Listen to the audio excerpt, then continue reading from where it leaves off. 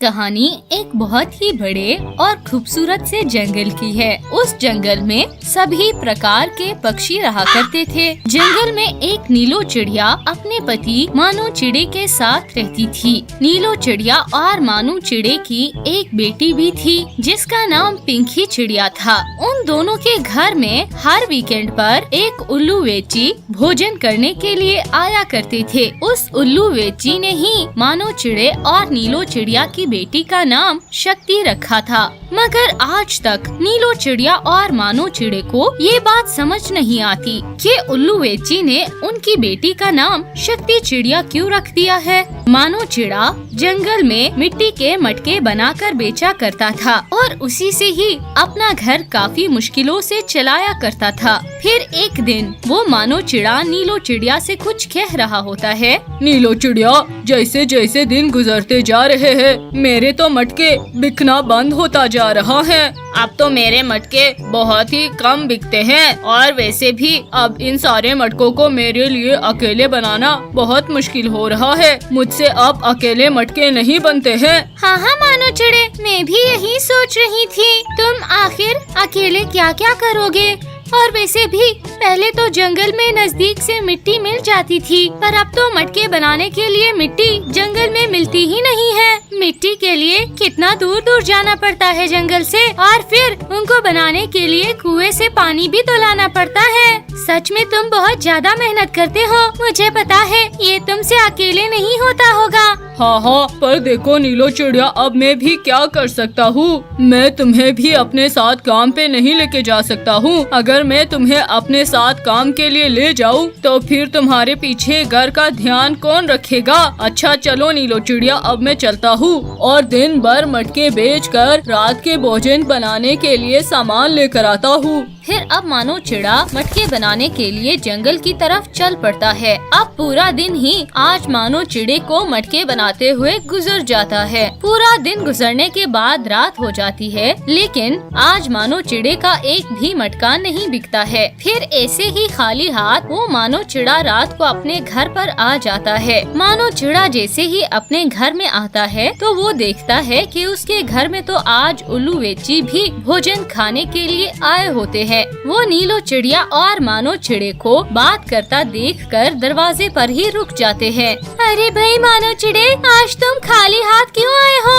अरे वो नीलो चिड़िया, आज का पूरा दिन तो मुझे मटके बनाते बनाते ही गुजर गया है। मटके बनाने का तो समय भी नहीं मिला मुझे आज। फिर तो मानो चिड़े, हमारे पास तो आज इतना ही भोजन है कि हम उसे अपनी बेटी को खिलाकर उसे सुला दे। हमें तो आज रात अब भूखा ही रहना पड़ेगा। अब तो इसी से ही कुछ हो सकता है, और अब तो मुझे लगता है कि हमें भूखे रहने की आदत बना लेनी चाहिए। नीलो चिड़िया और मानो चिड़े की ये सारी बात उल्लू वेची सुन रहे होते हैं। उन दोनों की सारी बात सुनकर उल्लू वेची घर के अंदर आ जाते हैं। नीलो चिड़िया और मानो चिड़े, मैंने तुम दोनों की सारी बातें सुन ली हैं। बस अब बहुत हुआ।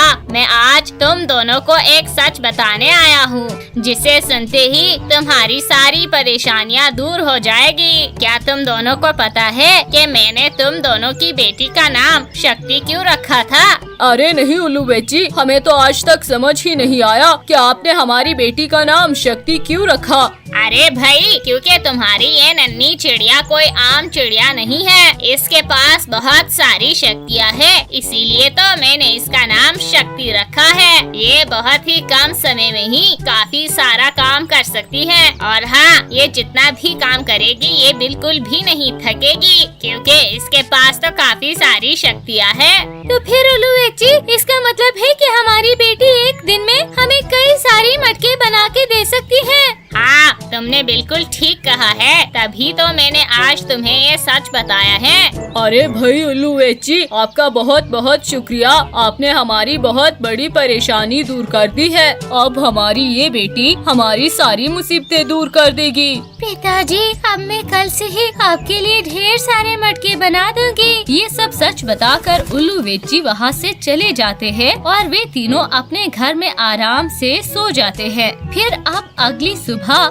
छोटी शक्ति चिड़िया मानो चिड़े से कहने लगती है, अरे पिताजी, आप मेरा घर पे ही इंतजार कीजिएगा, मैं अब कुछ ही देर में ढेर सारे मटके बना कर लाती हूँ। फिर अब ऐसा कहकर वे शक्ति चिड़िया वहाँ से चली जाती है और फिर अब कुछ ही देर के बाद वो शक्ति चिड़िया ढेर सारे मटके बनाकर ठेले पर लगाकर आती है मानो चिड़े के पास। नीलो चिड़िया और मानो चिड़ा जब इतने सारे मटके बनाए हुए देखते हैं तो वह दोनों बहुत ही ज्यादा खुश हो जाते हैं। अरे वाह भाई वाह, तुमने तो कितने कम समय में इतने सारे मटके बना लिए हैं। हाँ, वैसे तुम्हें तो बहुत ज्यादा थकन होगी, कितनी ज्यादा मेहनत लगती है इतने मटके बनाने में। तुमने तो कितने सारे मटके बनाए हैं। अरे नहीं पिताजी, मुझे तो बिल्कुल पता भी नहीं चल रहा है कि मैंने इतना सारा काम किया है। मैं तो बिल्कुल भी नहीं थकी हूँ। पता नहीं, मुझे तो कुछ समझ नहीं आ रहा, मैंने बिना थके इतने सारे मटके कैसे बना लिए।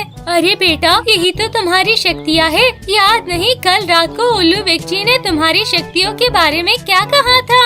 चलो ठीक है, अब मैं जल्दी से बाजार जाकर ये सारे मटके बेच कर आता हूँ। फिर मानो चिड़ा वहाँ से अपना ठेला लेकर जंगल में अपने सारे मटके बेचने लगता है। मानो चिड़े के ठेले पर इतने सारे मटके देखकर जंगल के सारे पक्षी वहाँ पर आ जाते हैं। अरे भाई मानो चिड़े, मैं कोई ख्वाब तो नहीं देख रहा हूँ कहीं? कल तक तो तुम्हारे ठेले पर कुछ भी मटके नहीं थे और आज तुम्हारे ठेले पर इतने सारे मटके एक साथ। अरे हाँ मानो चिड़े, हमें भी जरा बताओ, एक दिन में इतने सारे मटके कैसे बना लिए तुमने? अरे क्या बताऊँ आपको पक्षियों, इसके पीछे एक बहुत ही बड़ा राज है।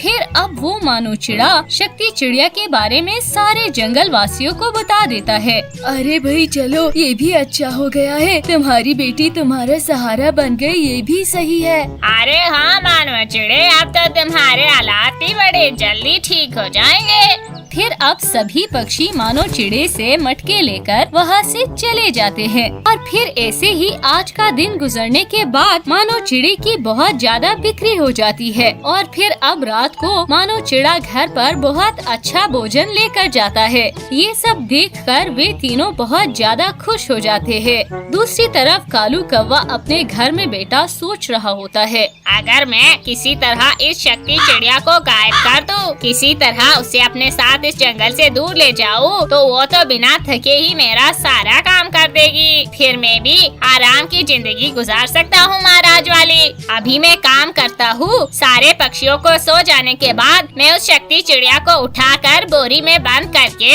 उसे जंगल से काफी दूर ले जाऊंगा अपने साथ। फिर अब आधी रात हो जाने पर जंगल के सभी पक्षी सो रहे होते हैं। जैसा कालू कौवे ने सोचा होता है, वो उसी तरह से उस शक्ति चिड़िया को बोरे में बंद करके वहाँ से ले जा रहा होता है कि वो शक्ति चिड़िया अपनी शक्तियों से आधे रास्ते में ही वो बोरा फाड़ कर बाहर निकल जाती है। अरे कालू कौवे, तुम मुझे क्या कोई आम चिड़िया समझ रहे थे? अब तुम देखो, मैं तुम्हें अपनी शक्तियाँ दिखाती हूँ। अरे नहीं नहीं भाई, मुझे जाने दो, मुझसे गलती हो गई है। नहीं नहीं, अब तो तुम्हें सजा मिलकर ही रहेगी। तुम्हें बहुत शौक है ना राजा बनने का। अब देखो, अब मैं तुम्हें अपनी शक्तियों से अपना गुलाम बना लेती हूँ। अब वो शक्ति चिड़िया कालू कौवे पर एक ऐसा जादू करती है कि अब कालू कौवा अपने आप को उस शक्ति चिड़िया का गुलाम मानने लगता है।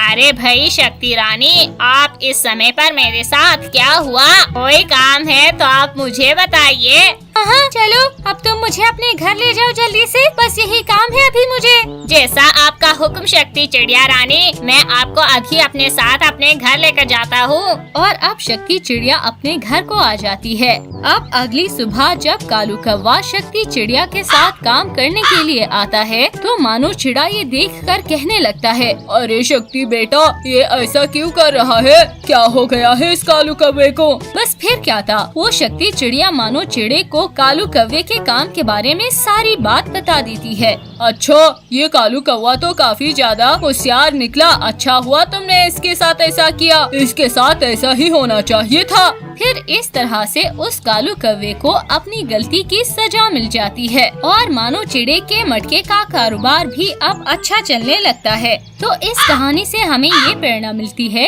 कि हमें गलत कामों से दूर रहना चाहिए।